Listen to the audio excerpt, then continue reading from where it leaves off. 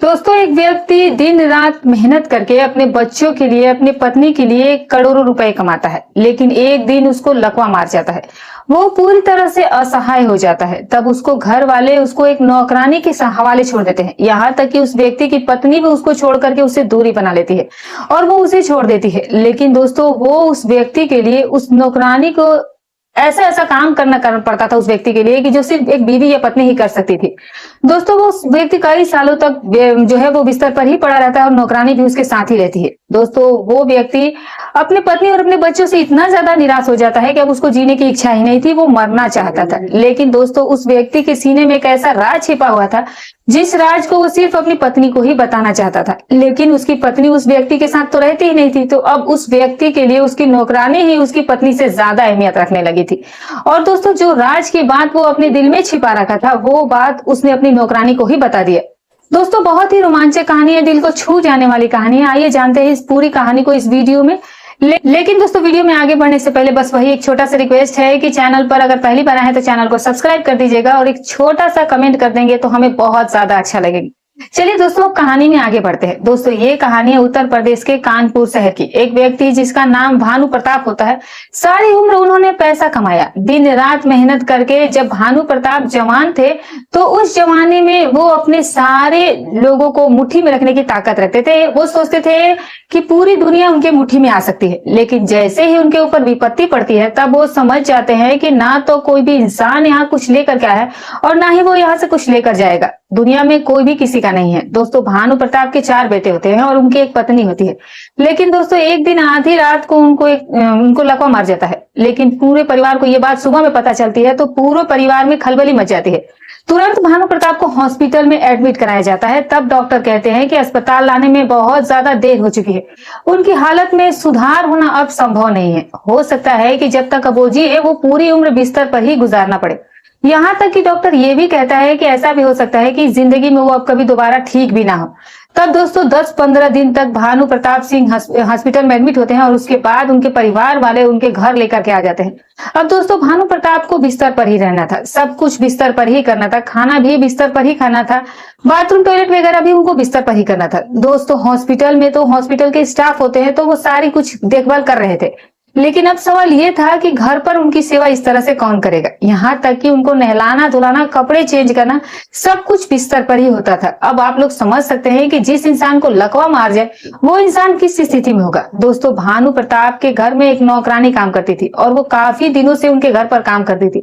दोस्तों, उस नौकरानी का नाम होता है सुनीता। सुनीता की मदद से भानु प्रताप की पत्नी दोनों मिलकर भानु प्रताप की सेवा करती थी और 1-2 हफ्तों तक भानु प्रताप की पत्नी सुनीता के साथ मिलकर करके भानु प्रताप के कपड़े वगैरह चेंज करती थी, सब कुछ वो उनका कर रही थी। लेकिन दोस्तों, एक दिन भानु प्रताप की पत्नी सोचती है कि ये तो कभी ठीक ही नहीं होंगे, जिंदगी पर ये बिस्तर पर ही पड़े रहेंगे, तो मैं कब तक उनकी ऐसे ही सेवा करती रहूंगी। दोस्तों, एक दिन भानु प्रताप की पत्नी नौकरानी से कहती है कि अब वो जो भी करना होगा सब तुम्हें ही करना होगा, तुम्हें इनका देखभाल करो, तुम इनको साथ जो करना चाहती है करो, तुम मुझसे ये सब कुछ नहीं हो पाएगा। तब दोस्तों, नौकरानी सुनीता कहती है कि ठीक है, आप मेरे साथ रहिएगा, मैं सब कुछ कर दूंगी, अगर आप मेरे साथ रहेंगे तो मुझे अच्छा लगेगा। दोस्तों, भानु प्रताप की पत्नी 2-4 दिनों तक नौकरानी का साथ देती है और फिर वो वहां से अपने बेटे के साथ दूसरे घर में चली जाती है। दोस्तों, भानु प्रताप जहाँ पर रहते थे वो उनका पुराना मकान था और वहीं पर वो अपनी पत्नी के साथ रहते थे और नौकरानी भी वहीं पर रहती थी। दोस्तों, उनके जो बच्चे थे, वो जो उनका नया मकान, दूसरा मकान बना हुआ था तो बच्चे वहीं पर रहते थे।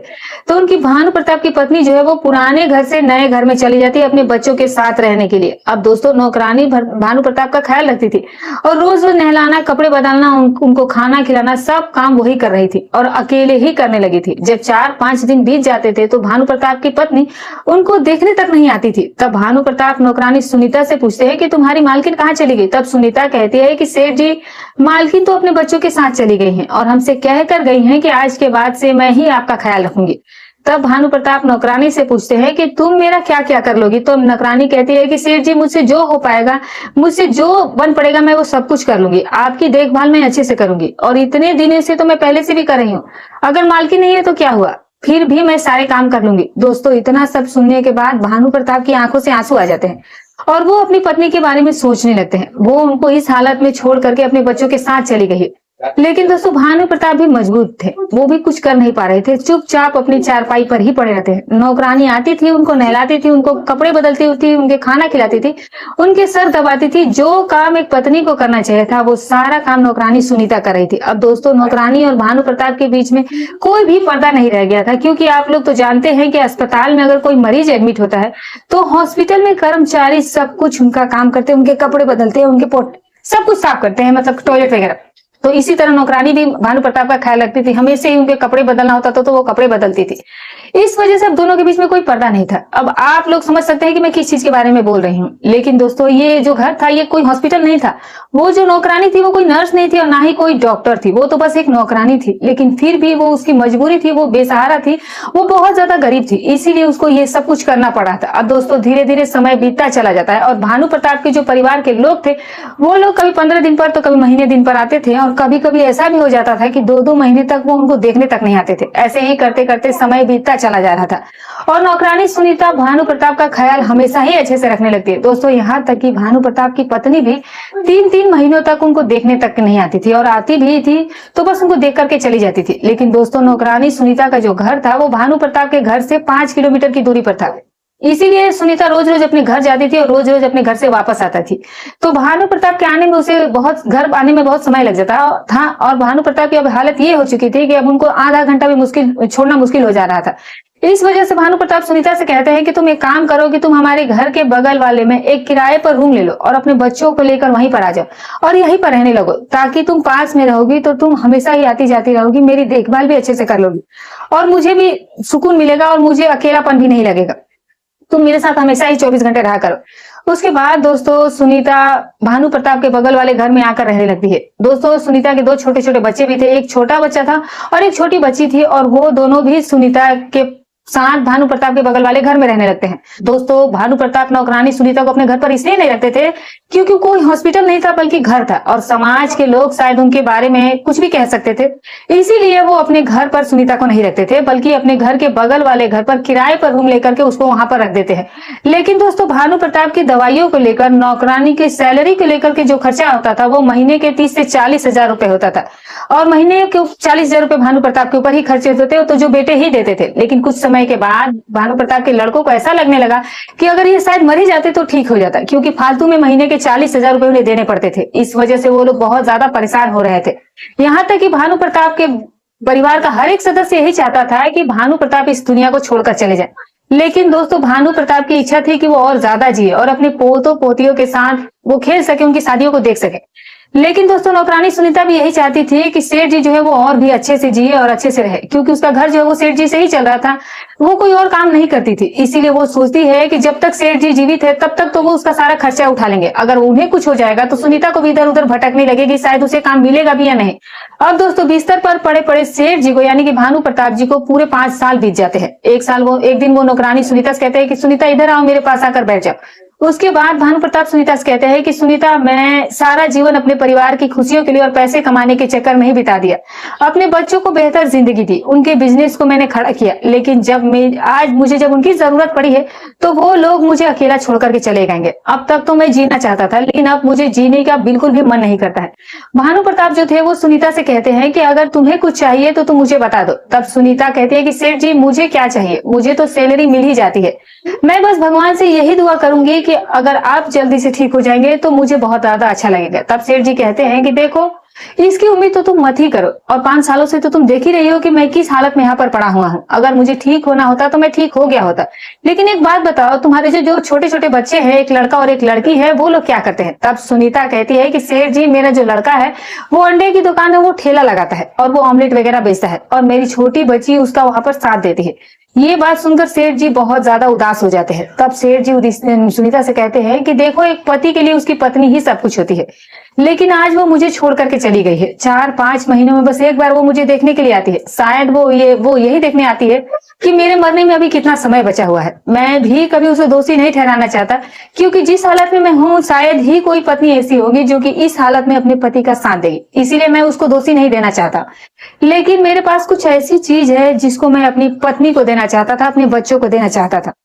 मैंने सोचा था कि जब मैं बुजुर्ग हो जाऊंगा और जब अगर मेरे साथ कुछ ऐसा हादसा होगा तो मैं उन पैसों से अपना सब कुछ देख लूंगा, और आज मुझे वो दिन देखना पड़ा है। दरअसल दोस्तों, भानु प्रताप सुनीता से ये कहना चाहते थे कि मैंने अपने बैंक में कुछ पैसे जमा किए हैं और कुछ सोने वगैरह भी मैंने बैंक में जमा की है, लेकिन अब मेरी पत्नी मेरा साथ तो दे नहीं रही है, मेरे बच्चे भी मेरा साथ छोड़ चुके हैं। इसीलिए मैं चाहता हूँ कि वो पैसा मैं तुम्हें दे दूं, क्योंकि तुमने मेरा बहुत ज्यादा सेवा की है, मेरा बहुत ज्यादा ख्याल रखा है। तुम मेरे साथ अगर नहीं होती तो मैं तो 10-15 दिन बाद ही मर जाता। तो ऐसी जिंदगी जीने से क्या मतलब है। उसके बाद दोस्तों, सुनीता सेठ जी का हाथ पकड़कर जोर जोर से रोने लगती है और कहती है कि सेठ जी, आप मरने की बात मत कीजिए, और रही बात लेने देने की, तो हर किसी की इच्छा होती है कि उसे कुछ मिल जाए, लेकिन आपके घर में धन और दौलत की कोई कमी नहीं है। अगर आप मुझे थोड़ा सा दे देंगे तो मुझे बहुत ज्यादा खुशी होगी, लेकिन मुझे बहुत सारे पैसे और धन दौलत नहीं चाहिए। बस मुझे 1-2 लाख रुपए दे दीजिए, ताकि उस पैसे से मैं अपने बेटे का एक अच्छा सा दुकान खोल सकूं। तब दोस्तों भानु प्रताप कहते हैं कि ठीक है, अगर ऐसी बात है तो तुम मुझे बैंक जाना होगा तो तुम इसका इंतजाम करो, लेकिन ये बात मेरे घर वालों को या किसी को पता नहीं चलना चाहिए कि मैं बैंक गया था। उसके बाद दोस्तों, सुनीता अपने बच्चों को बुलाती है और सेठ जी को एक कार के अंदर बैठाती है और उनको बैंक लेकर के जाती है। दोस्तों, भानु प्रताप ने करीब 20 साल पहले अपने बैंक में 20 लाख रुपए जमा किए थे, जो अब उसका ब्याज के सहित बढ़ करके 40 लाख रुपए हो गया था। इसके अलावा 1 किलो सोना भी उन्होंने बैंक में जमा किया था। वो क्या करते हैं कि सुनीता के लिए वो उसी बैंक में एक नया खाता खुलवाते हैं, और खाता खुलवाने के बाद सारा पैसा और जो सोना था वो सारा सुनीता के अकाउंट में ट्रांसफर कर देते हैं, और इतना सब करने के बाद वो घर वापस चले आते हैं। अब दोस्तों, एक नौकरानी को 70 से 80 लाख रुपए मिल जाए तो भला उसे और क्या चाहिए होगा। सुनीता भानु प्रताप को अपना भगवान मान लेती है। अब दोस्तों, सुनीता जो थी वो और अच्छे तरीके से भानु प्रताप की सेवा करने लगती है, और भानु प्रताप से कहती है कि जो पैसे आपने मुझे दिए हैं उन पैसों में से आप अपनी अच्छे से अच्छे इलाज करवाइए। लेकिन दोस्तों, भानु प्रताप मना कर दे हैं और कहते हैं कि तुम तो जानती हो कि जब 5 सालों से मैं बिस्तर पर पड़ा हूँ और अब तक मैं थोड़ा सा भी ठीक नहीं हुआ, तो भला आप कैसे ठीक होगा। लेकिन दोस्तों, सुनीता मानती ही नहीं है, उनको अच्छे से अच्छे हॉस्पिटल में लेकर जाती है और उनका इलाज करवाना शुरू करती है उन्हीं के पैसों से।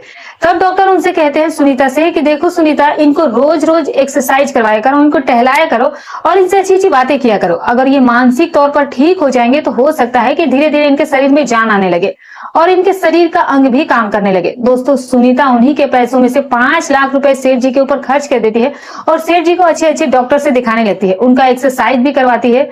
देखते ही देखते दोस्तों, 1 साल के अंदर भानु प्रताप जो है वो 4 पाई से उठ करके खड़े होने लगते हैं, और उसके 1 साल बाद वक्त जब गुजरता है तो वो धीरे धीरे बैसाखी पर भी चलने लगते हैं, और फिर उसके 1 साल और जब गुजरते हैं तो लगभग वो 50% तक ठीक हो चुके थे। यानी कि सुनीता के दवा कराने के 3 साल बाद वो 50% तक पूरी तरह से ठीक हो चुके थे। अब वो भानु प्रताप अपनी जिंदगी को थोड़ी बेहतर महसूस करने लगे थे। अब दोस्तों, भानु प्रताप के परिवार वालों ने उम्मीद छोड़ दिया था कि भानु प्रताप की जिंदगी में कभी ठीक भी हो पाएंगे। अब वो ये सोचते ही नहीं थे कि ये वापिस से सही होंगे। वो सोचते थे बस कि भानु प्रताप की जब मौत होगी तो नौकरानी उन्हें सूचना दे देगी और वो उनका अंतिम संस्कार कर देंगे। यही सोचकर वो अपने पिता से मिलने तक नहीं आते थे। दोस्तों, भानु प्रताप की पत्नी उनसे कभी कभी मिलने आया करती थी, लेकिन दोस्तों सेठ जी अब धीरे धीरे ठीक हो रहे थे तो उनके पत्नी को भी कोई खास लेना देना नहीं था और सेठ जी को भी कोई लेना देना नहीं था, क्योंकि अब वो सुनीता को सब कुछ मान चुके थे। दोस्तों, कुछ समय के बाद सुनीता के लड़के के लिए भानु प्रताप एक दुकान खुलवाने के लिए सोचते हैं, लेकिन जब ये बात सेठ जी के घर वालों को पता चलती है तो वो विरोध करने लगते हैं। कहते हैं कि तुम नौकरानी की सैलरी देते हो तो फिर बच्चे की दुकान खुलवाने की क्या जरूरत है, इतना सब करने की क्या जरूरत है। लेकिन दोस्तों, सेठ जी उस नौकरानी की अहमियत को समझ चुके थे, क्योंकि उनकी जिंदगी में जब उनके घर वाले साथ नहीं दिए तब नौकरानी ने उनका साथ दिया था, इसीलिए वो नौकरानी की अहमियत को समझते थे। उसके बाद दोस्तों, सेठ जी सुनीता के लड़के के लिए एक दुकान खुलवाते हैं, अपने घर वालों की बात नहीं मानते और भगवान की मर्जी से वो दुकान अच्छा खासा चलने भी लगता है। दोस्तों, सेठ जी के जो लड़के थे वो 3-4 महीनों में एक बार सेठ जी से मिलने के लिए, यानी कि भानु प्रताप से मिलने के लिए आते थे। लेकिन दोस्तों, सुनीता का जो लड़का था वो हर हफ्ते में भानु प्रताप से मिलने आया करता था और उसका दुकान भी अब अच्छा खासा चलने लगा था। दोस्तों, 2010 में भानु प्रताप को लकवा मारा था और 2019 में वो पूरी तरह से ठीक होकर अपने पैरों पर चलने लगे और आज उनकी उम्र लगभग 65 साल के आसपास हो चुकी है और वो आज बिल्कुल भी अच्छे तरीके से स्वस्थ पूर्वक जीवन व्यतीत कर रहे हैं। और भानु प्रताप की पत्नी का और दोनों का ही सुनीता ही ख्याल रख रही है। दोस्तों, सुनीता का जो लड़का है वो भी अब काफी अच्छा खासा बड़ा हो गया और उसका दुकान भी अच्छा खासा चल रहा है, वो अच्छे खासे पैसे भी कमा रहा है। दोस्तों, ये कहानी यहीं पर खत्म हो जाती है। दोस्तों, ये कहानी आपको कैसी लगी कमेंट में हमें जरूर बताइएगा। तो दोस्तों, फिर मिलूंगी कल आपसे एक और नई कहानी के साथ। तब तक अपना और अपने परिवार का ख्याल रखें। जय हिंद।